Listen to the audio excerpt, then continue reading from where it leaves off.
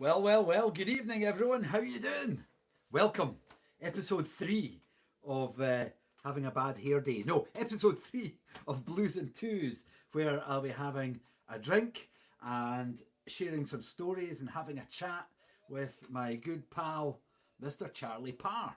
Who's all watching? Ian Zillins, hello. Carol Cunningham, Steve Byrne. Anyone bringing the popcorn? Now you'll need some earplugs, Ian. Not for Charlie, but for me. I'm looking at this and I'm realising I've got absolutely ridiculous hair. I need a haircut. Hello, Leslie McLean and Scott Dickinson. So without further ado, I'm just going to talk. Good evening, Gordon. Charlie Parr from Duluth, Minnesota. I regard as a absolute inspiring influence musician. His enthusiasm. He's such a good guy. You are going to love Charlie, and I'm going to bring him on screen right now. Evening, Charlie. Hey, Dave. How are you doing?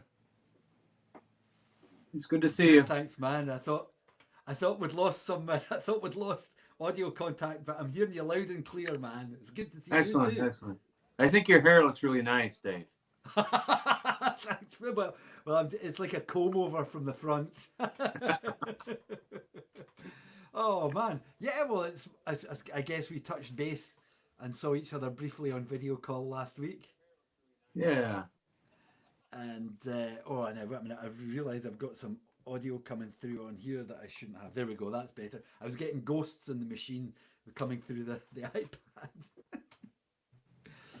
So, but we haven't seen each other actually, we saw each other in person in August. Was it August? Yeah, I was in Glasgow with JD Wilkes, downtown there, and I got to see you for a few minutes anyway. But that was the very beginning of that tour, the last tour I did over there. Oh well, it was a great night, and I think yourself and JD are a great pairing for a double bill, and I got to play the amazing 7-string guitar. Yeah. It's missing its 7th string right now. There's just a hole there, but the intonation issues kind of got the best of me. So I've taken it off at least until I can get some of those problems figured out. So. Grand. Oh, intonation and I don't get on very well. I rarely play above the first fret. Well, there's no money above the fifth anyway. Oh man. So I think we were first in touch with each other about the time of my first US tour. No, before that, Clonakilty. Yeah, in Ireland. We did that guitar festival together. That's where I met you. That's right. And it was all full of these widdly guys. And then us. Playing a million. And I just thought, they put you and I at the end of the row. Yeah, because we both played that International Guitar Summit, didn't we, on the first night? Yep, that's right. We were on a big panel with all these kind of more technically kind of gifted dudes than me for sure. So count me in as well, man. I'm with you. But you see, even it goes from the subject, because even to me, in my case, you're technically amazing as far as I'm concerned. So there we go. Oh. But that was a great festival, and it was good to meet you. And I think it took a couple of. Did I come to the States next, or did you come over here with the Twig Pickers? I think the next time I saw you was in Scotland with the Twigs. I think so, but it's been a minute, Dave. You didn't have a beard back then, so that's like a measure. I can measure the time that we've known each other by the length of your beard. I can kind of go like this and Captain Birdseye. But that twig, I mean, people here on the east side of Loch Lomond, that gig that you and the Black Twig Pickers played at the Memorial Hall, is down in history, man. Everybody still talks about it. That was a good one. I'm looking here to see, because I know that Betty, who you met, and Joe, I know they're watching this evening, and Katrin Adamson and Mark McCabe, Alistair Cunningham, lots of people watching, including people from your side of the pond. Nice. And it's just really nice to see that. Oh, Elaine Holmes says, "Hey Charlie, hey Dave." Oh, Elaine. Hello, Elaine. She was watching last week as well, I think. So, how about I'm down to hear that guitar, man. Down to hear that guitar. You want me to play a little bit? Yeah, if I press a button here, I'm going to give you the. You'll have the whole real estate of the screen. Here we go. Oh, that's good or nothing.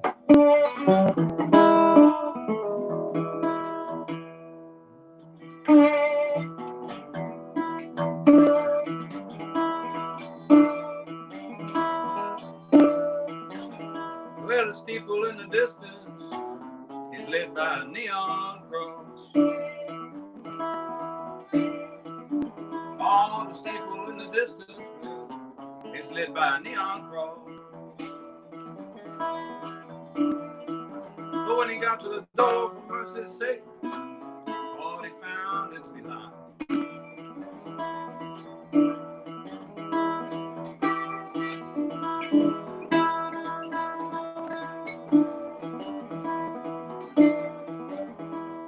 Tony was a security officer down at the trailer yard.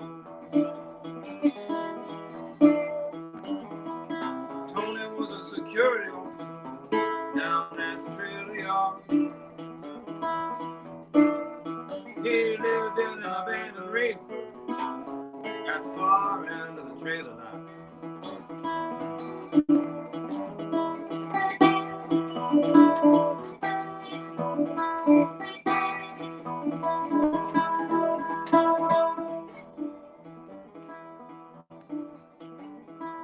Tony coming to town sometime, straight dog trailing at his heels.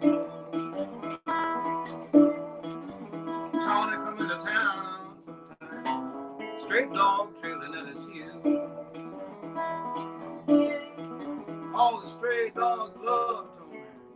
Oh, he knows exactly how it feels.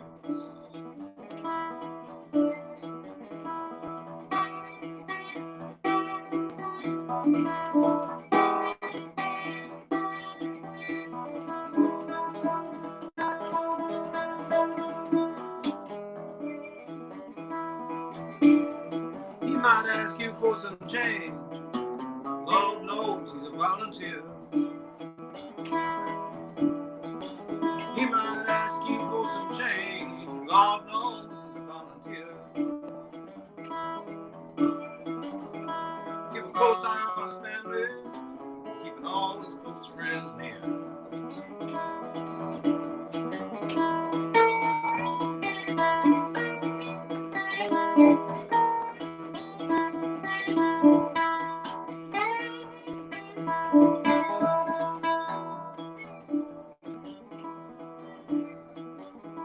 Sleeping on the cold ground, Lord, that'll wear your muscles out. Sleeping on the cold ground, oh, that'll wear your muscles out. But there ain't nothing colder than an agent's heart when you're kicking you off that wellness shot. Now, Tony said you're gonna go down south, but ain't nobody some need. Well, Tony said you're gonna go down south, but ain't nobody ever saw me. He just shrugged his shoulders and smiled. I was gonna pitch out next spring.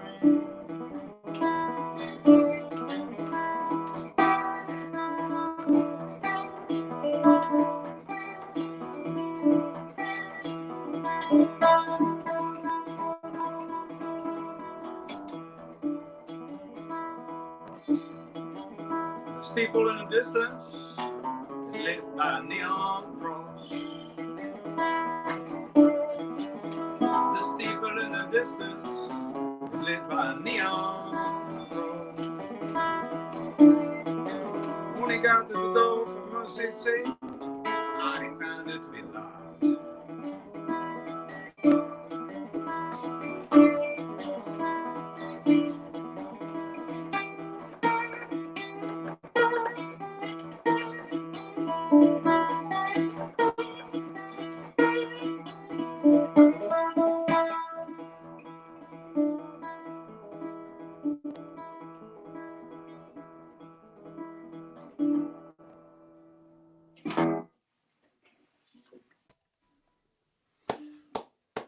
is. Absolutely wonderful. Thank you, Charlie. That.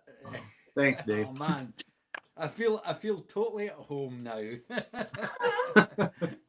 That was really, and that is a great guitar. You know, I'm in love with National guitars, but these mule guitars are really cool, man. Yeah, yeah. I, I, I can't pick a side because I have both and I love them both, and they kind of do different things. You know, it's not like they're the same kind of guitar. You know, this guitar it looks like a single cone, but it happens to be a tricone.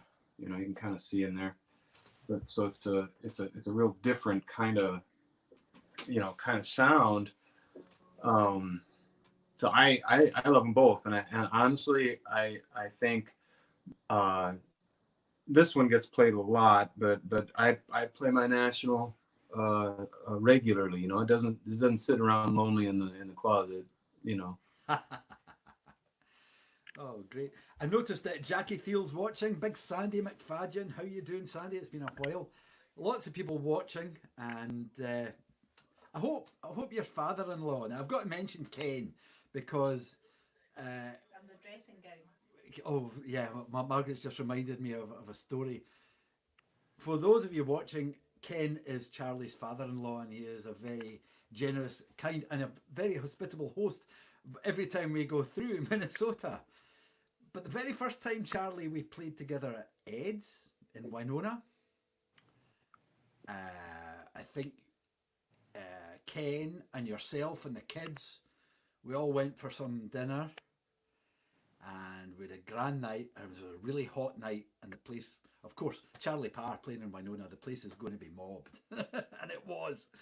Um, but we all stayed at Ken's, and I don't know if you remember, Charlie, that I think I maybe scarred you and maybe the kids for life the next morning when I appeared in Margaret's dressing gown.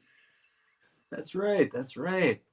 Yeah. No, I got over it. Yeah, maybe it's some therapy going to be happening for the children, but that won't come until their 20s. So they'll have to uncover that memory in therapy in their 20s or 30s. Oh, I can hear Margaret laughing through in the kitchen. and talking. How are the kids? They're good. Everybody's doing good. The kids are doing great. They're, you know,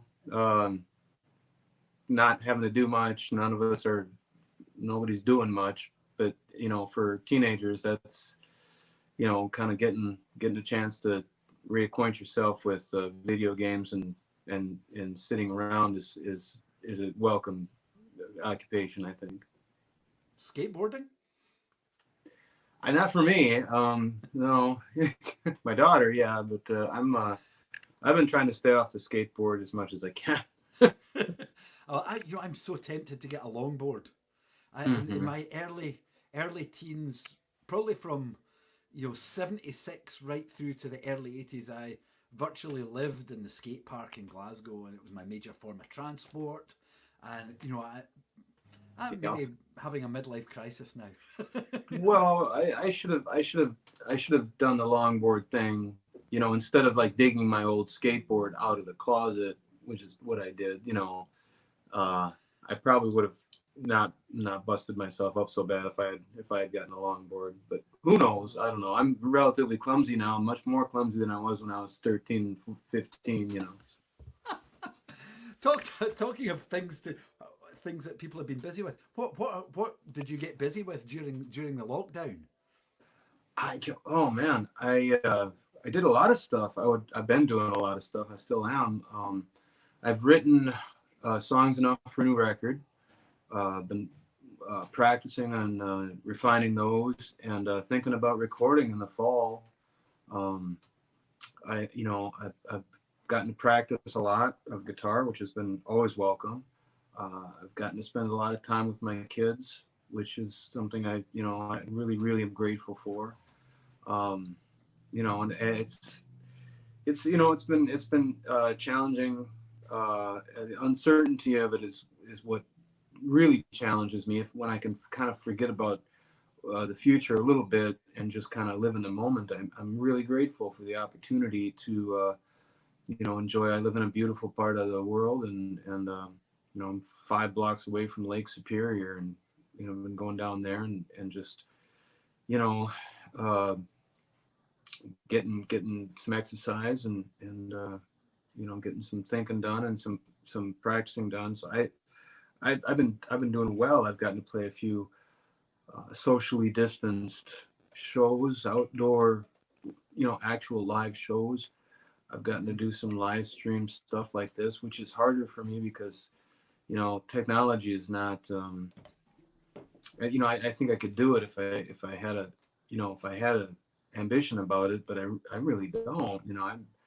I don't have any ambition at all. I'm really shiftless and would rather not learn anything on a computer. I sit down and learn new songs, and I've been listening to a lot of music, and that's been good for my head and my heart. So I'm all right.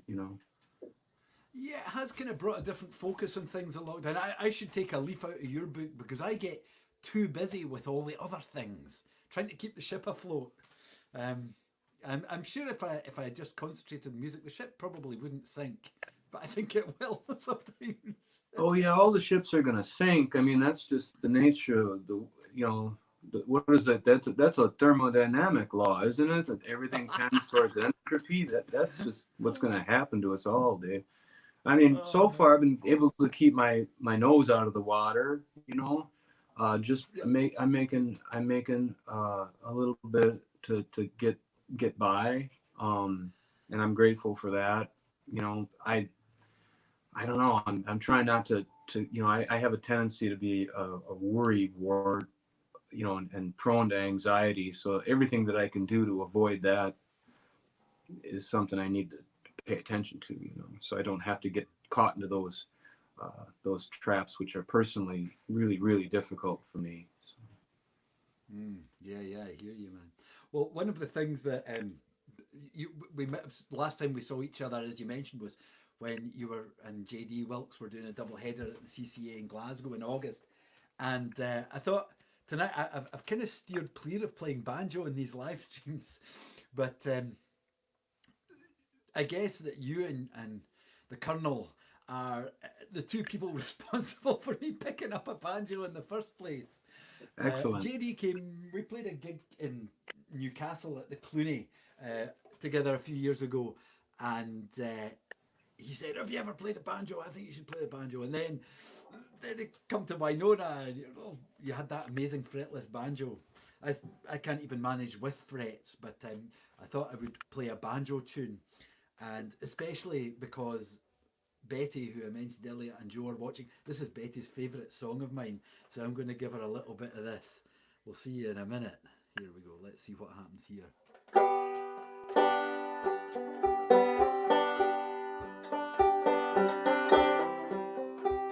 It's called Still Friends.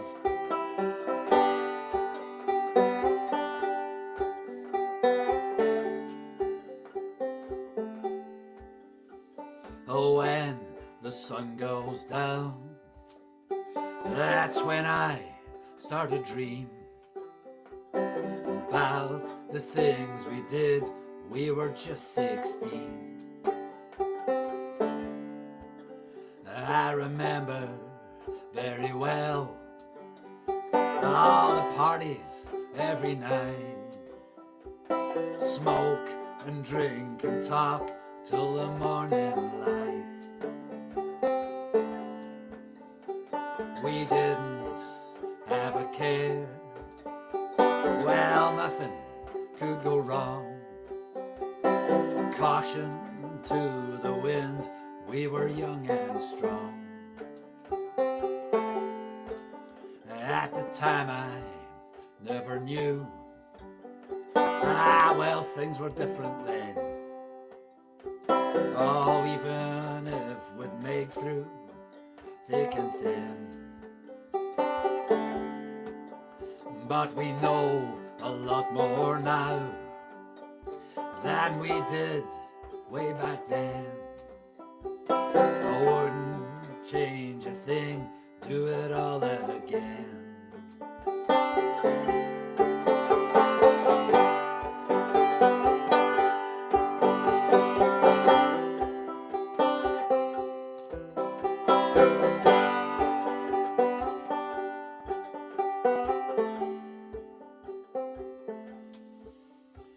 Not many people know the things that we've been through. We went our separate ways like we had to do. But now that the time has passed, well, we all meet again. Not much seems to change, and we're still friends.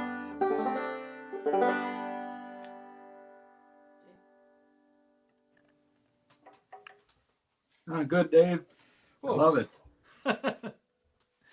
That was that is kind of difficult playing banjo and with an audience of an absolute banjo maestro innovator.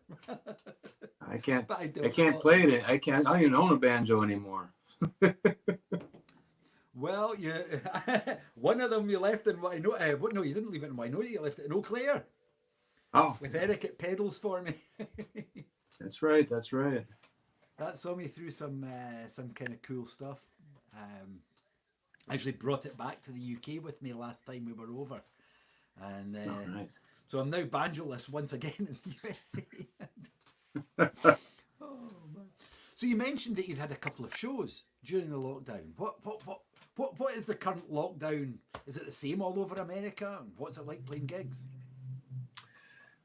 Well, it really varies from place to place. Parts of the states are seeing very, very, high numbers. Where I'm at, the numbers are lower, but they're not going down. And so, if I can play outdoors where people can maintain a distance from one another, keep things safe. I've been doing that, and those gigs have been good. The organizers and the promoters have been really, really careful about making sure that uh, things are safe for folks. But everything is really fluid right now.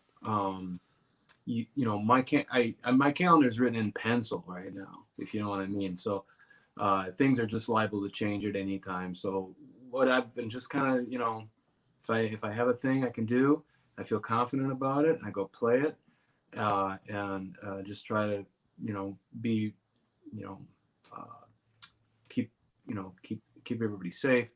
If it gets canceled, that's part of the reality right now is things are liable to just get canceled, and um, we have to understand that and keep rolling anyway. Yeah, it's kind of weird. It's the same here, although we're still a little bit. Well, Scotland certainly is a little bit behind the USA in easing the lockdown guidelines. But I was meant to be over with in your area next month. Hook and Ladder, both of our favourite places, I think, and catch up with Casey Weber and all our good pals over across Minnesota. But that's been cancelled an East Coast trip in October. So it now looks. I was speaking to Chris Mazzina the other day, just after I spoke to you, I think actually, Charlie, and I think we're going to look at trying maybe for May. But yeah, it's a movable feast, isn't it? Yeah, that's kind of what everybody's like, thinking ahead to late winter at this point. I'm basically just gonna try to skate until then, and then see what happens then. It's just that's what it comes down to. We'll see what happens then. I did get to play at the Hook for their live stream series. It's wonderful to be back there and see everybody, from across the room. But it was good anyway. Yeah, I watched that when it was really good. It was the mission room, because it's the Hook and Ladder was totally in the heart of the riots, wasn't it? No, yeah, it shares a common alleyway with the Third Precinct building, which is no more.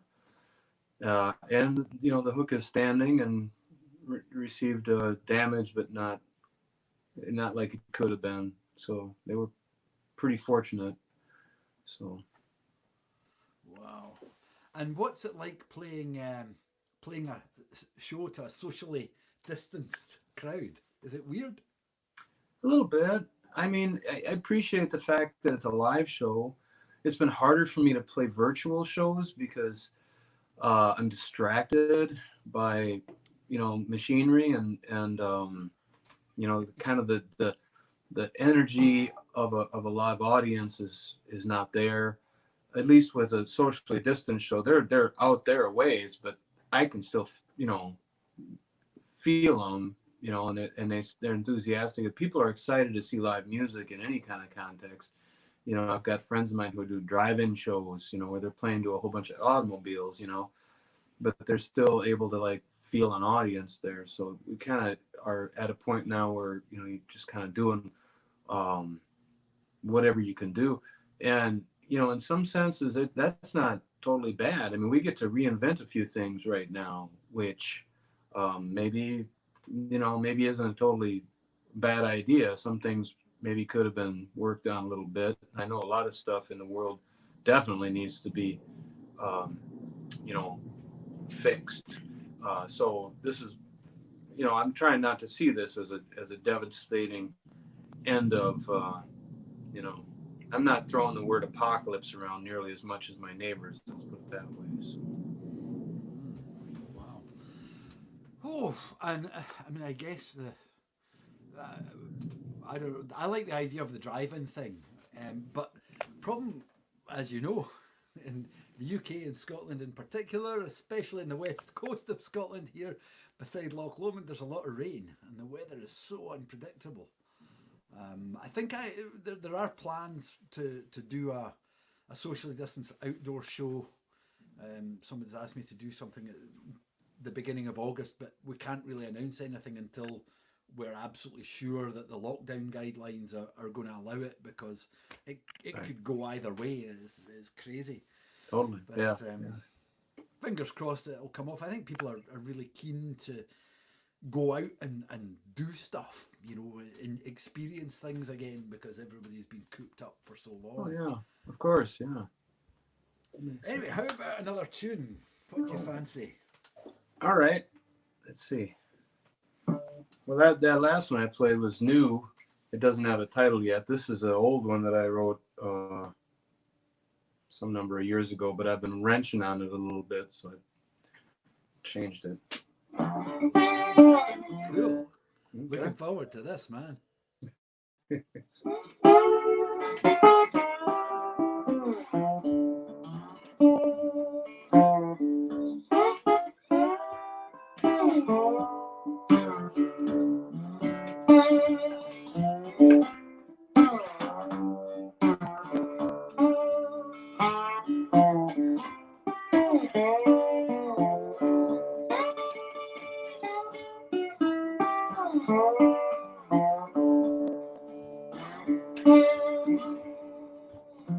On the lake, pushes ice in the cathedral.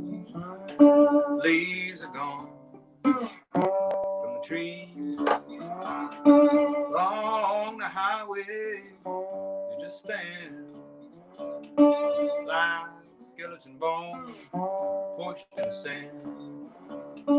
My home is where my love abides. My home is where my love abides. My home is where my love abides.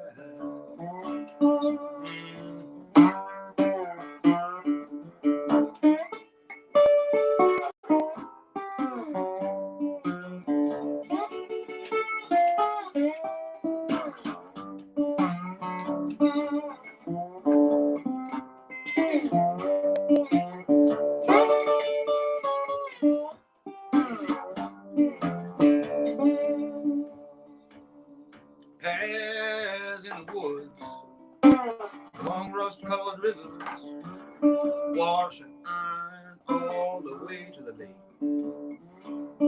Lives lived in solitude, from snow to snow, heirloom land with no fence for gate. My home is where my love abides. My home is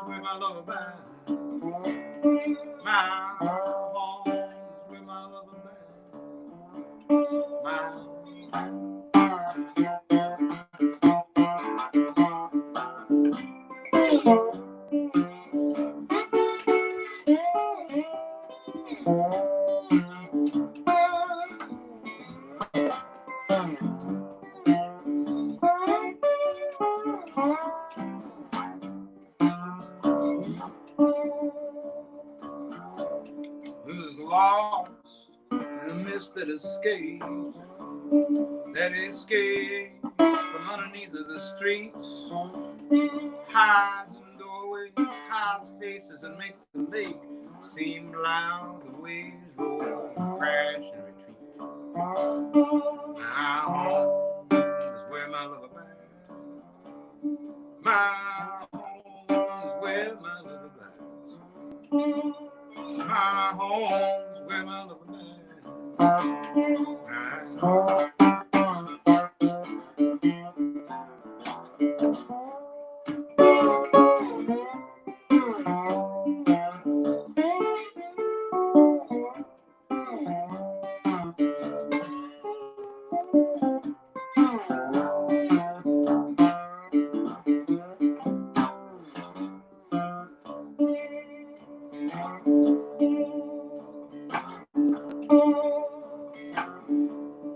Well, the Rangers come down from this slab house and board Viking ships that are bound for Norway, and they push out over Superior, pass across, pass along to the sea.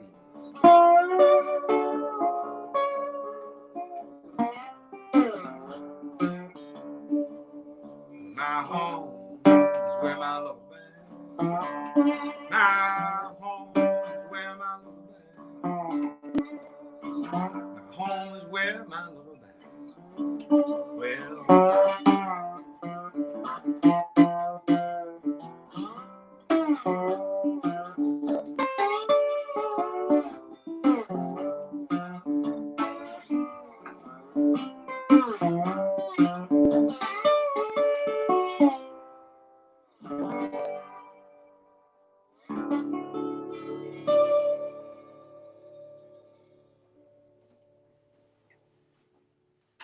it's called Temperance River Blues.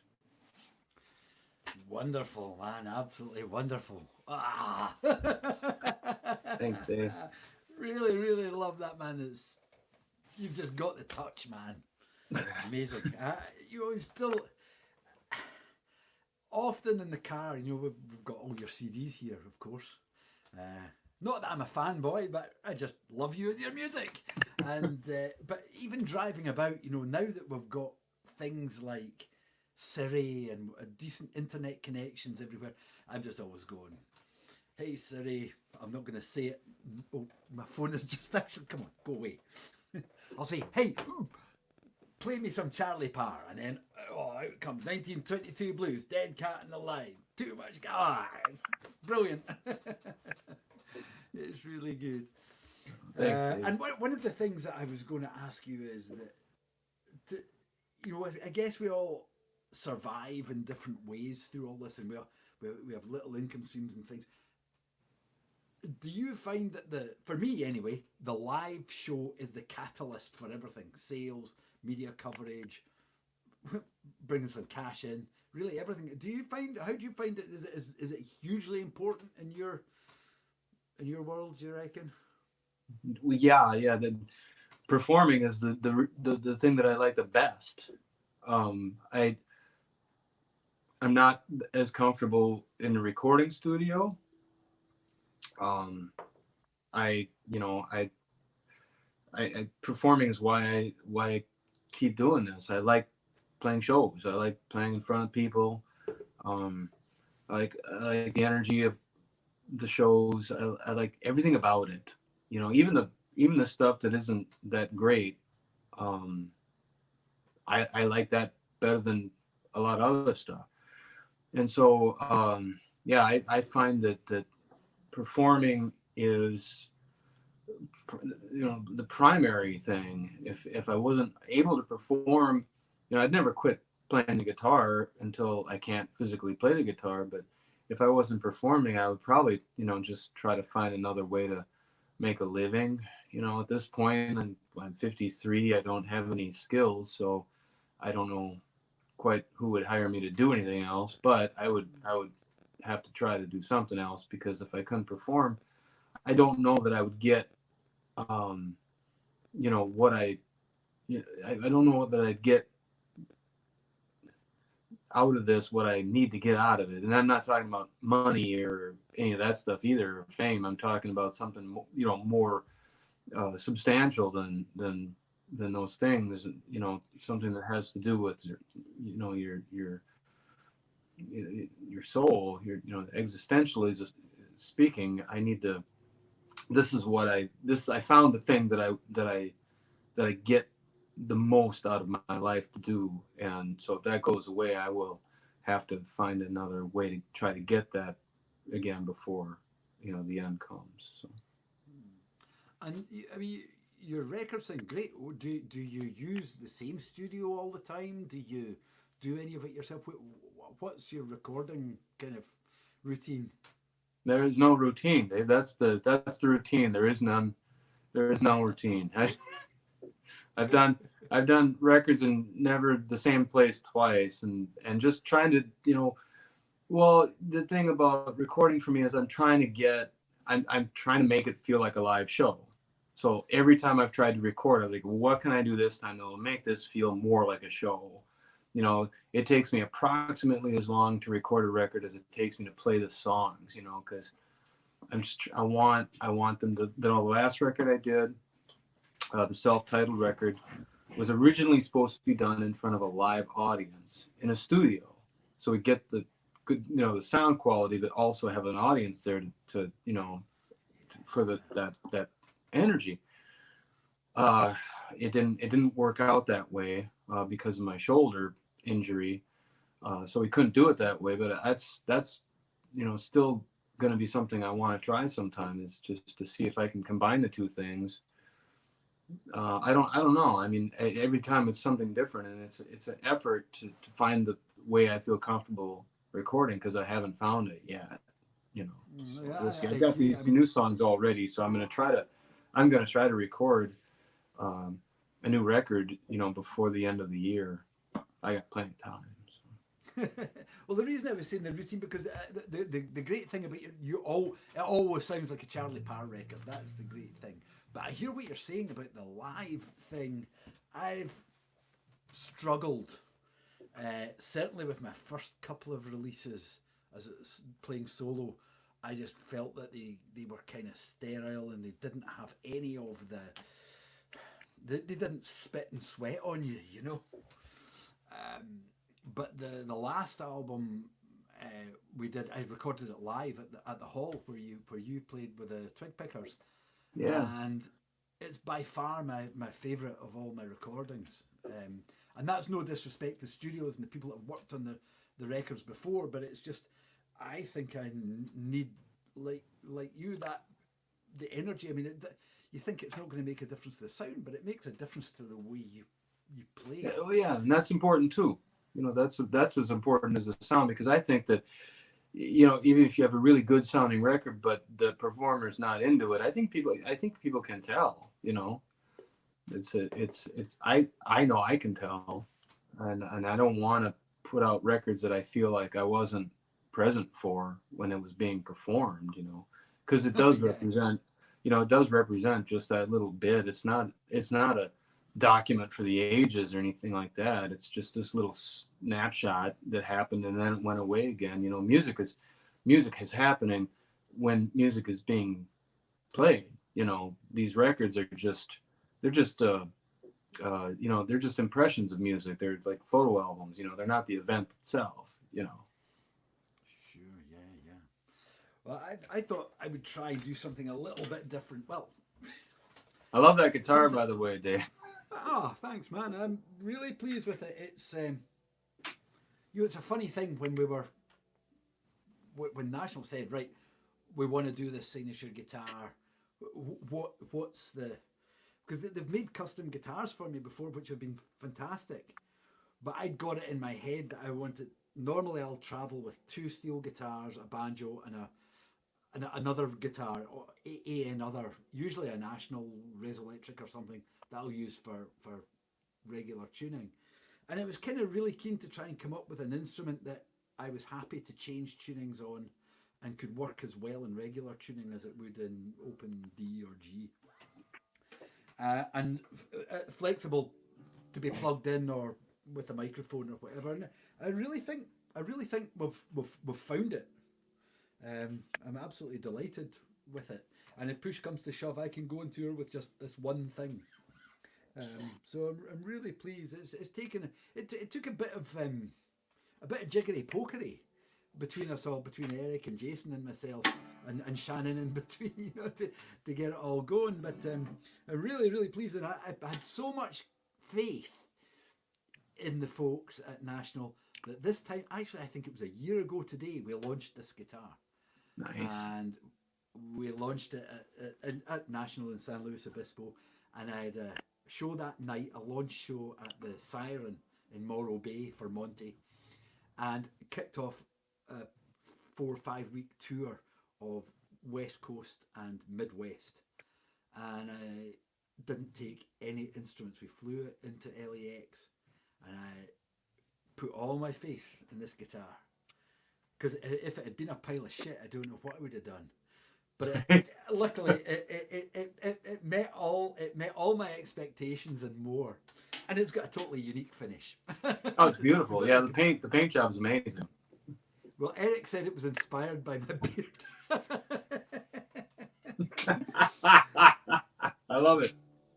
The first time when we were in Clonakilty, I think at that point I was still kind of playing everything as hard and fast as I possibly could. I think you made some comment about Motorhead to Margaret when in the Barras one night. And, I remember that show. You were like a one-man Motorhead. It was amazing. It was an incredible show, dude. You were everywhere at once. It was amazing. That's a huge compliment, man. Thank you. So I thought I'd try and play something mellow just to show that I don't have to really be going mental all the time. This is a Robert Burns poem that I turned into a song, and it is called Macpherson's Lament, and it goes a bit like this.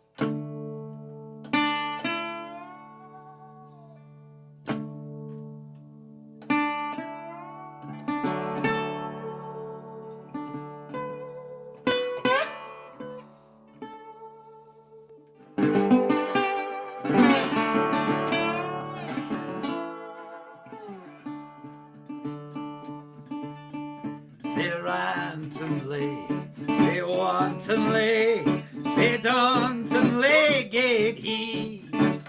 Well, he played a tune and he danced it around below the gallows tree. Farewell, ye dungeons, dark and strang. Farewell, farewell, said he. Macpherson's time will no be lang. Below the gallows tree. Say randomly, say wantonly, say dauntingly gave he. Well, he played a tune and he danced it around below the gallows tree.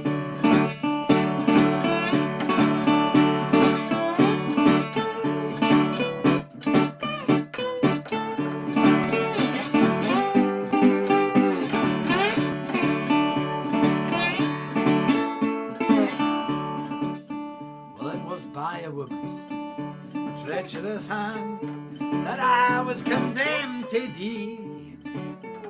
A moon, a ledge and a windy she stood, and a blanket she threw over me.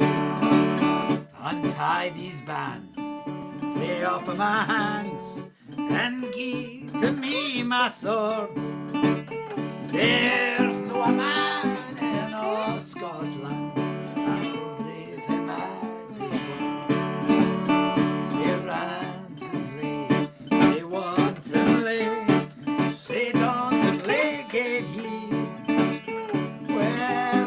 tune and he danced it around below the gallows tree.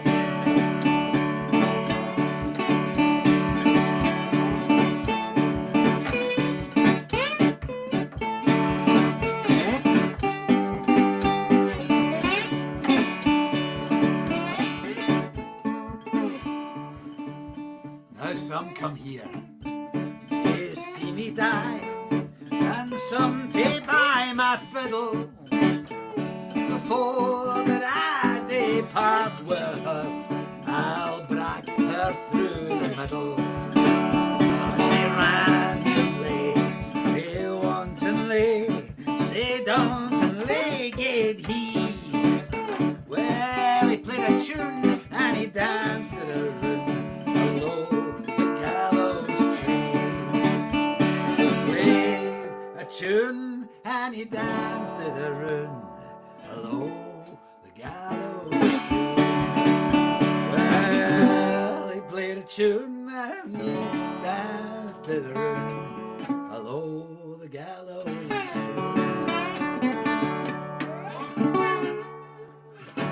McPherson's Lament. I'm sure Robbie Burns was a punk rocker at heart. Oh, almost out of breath now. That was fantastic, Dave. I love that. Thank you. How are we doing? There's lots of people watching. Scott Kirkbride's watching. Barbara Crooks is watching. Ian Sirens, hello Ian Reg. Melanie Buchanan. Oh, thank you, Mel. That's very nice. Steve P. Melanie Buchanan. Jackie Theo. I think you probably know Jackie. Charlie, she's in Eau Claire. Barbara Tibbetts. Duncan Markham. Scott Kirkbride. Perry Osborne. Katrina Manson. My stepdaughter. Hello, Katrina. And Will. And Aaron. And of course, Freya. Cheers. Shouldn't make these things personal, really, but sometimes it's nice to give people a mention. So, what are your plans for the next few weeks, man? I know you said earlier on that everything's penciled in. What's coming up for you? I've been doing shows around my home. The Cedar Lounge over in Superior, Wisconsin, has been able to host outdoor shows. Socially distanced outdoor shows. So I've got a few of those penciled into my book that I can do.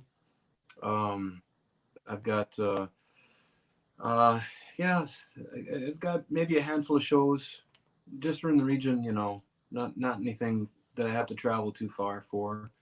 Other than that, I've been just working on trying to practice the guitar and get these songs into shape to record maybe in November. Taking walks, riding my bike. Well, try not to take up too much room.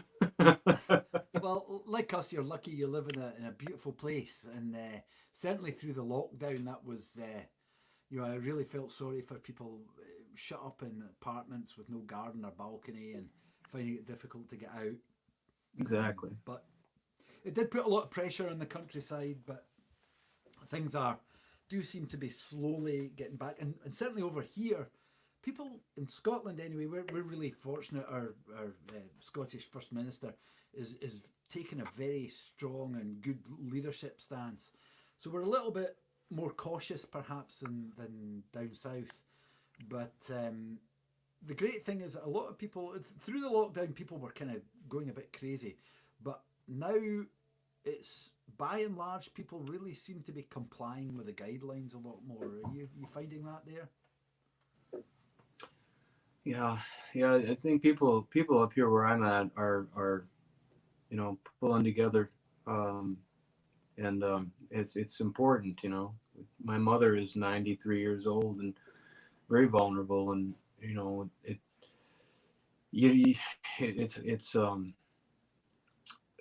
easy to forget that all of our hands are joined in a way, both physically and maybe not physically, but still we're all like together, even when we're not. So it's encouraging to see that people up around here, they're being responsible, they're taking care of one another, and that's what we're gonna have to do. That's the only way to get through these kinds of times is to go ahead and take care of one another, and because we're not alone.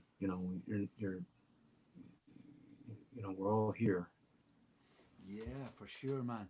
And thanks to technology, the fact that we can do this, that we can have a video chat even, let alone broadcast, is quite an amazing thing. If this had all hit even 10 years ago, it would have probably been very different again, Very much so. Yeah, I'm grateful for all this that we can do right now. That even if I don't understand how it works, I'm grateful for it. Because I've been participating in it, and like I said, every chance I get to just still be here and be involved, I'm very happy about. Sure. Well, listen, man, it's been amazing having a chat, as always. Likewise. And I hope that very soon we're not having to do it via these electronic means. And we can do it for real and Me too, Dave. chat. Really, but I do feel like we have been just across the table from each other tonight, and it's been great chatting and great to hear some songs. And I hope that some new people have come on board for you and me, and we'll keep in touch, man, and we'll see you very, very soon. That sounds really good. It's wonderful to see you, Dave. It's always so good to see you. I look forward to the chance that we get to see each other in person again. Thanks, man, and love to everyone over there, and we'll see you very soon, man. Thanks, Charlie. Thank you, Dave. Cheers, man. Bye. Well, what an amazing guest, an amazing talent, an amazing guy, Mr. Charlie Parr. I hope everybody really enjoyed it. I really enjoyed it. So I don't want to be selfish and say, well, I don't care. I do care if other people enjoy it. Of course I do. But I thoroughly enjoyed that, and I hope you enjoyed it even half as much as I did. That'll have been an absolute success. Next week, Blues'n'2s carries on. Episode 4 has got another pal from the USA who is a tremendous guy, and that'll be Margaret coming through with her gin and tonic, wondering where her dinner is. She thought it was finished. Normally Margaret's flying the controls in these things, but Blues'n'2s is a self-op job. Thanks, Melanie and Scott. Who else is here? Gina, thank you, Gina, and again Jackie. Grant, how you doing? Craig Barry, how's it going? Steve P, Steve Byrne, Alistair Cunningham, Karen Peter, Karen, thank you, and thank you for sharing it earlier, Karen. That was great. One more song there. Yeah, you have to tune. Actually, this isn't really the place for me to tell you this, but on Friday evening, I'll be doing a live stream concert on Founders Brewing Company's Facebook page. They're out of Grand Rapids, Michigan. I play Founders every year on tour. It's a fantastic place with fantastic people. I'm really glad we're going to have the chance to do something on their page this Friday. Now it's 6 p.m. USA time, or 6 p.m.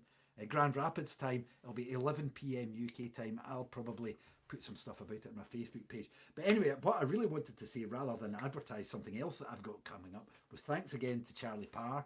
And next week, Tom Jordan of 20 Watt Tombstone, based out of Wausau, Wisconsin, another USA guest, will be joining me, and we'll be having a chat, we'll be having a dram or a beer, we'll be swapping some tunes over the table, and I hope you enjoy Tom Jordan. Join us next week. Thanks again for watching, and thanks again to Mr. Charlie Parr.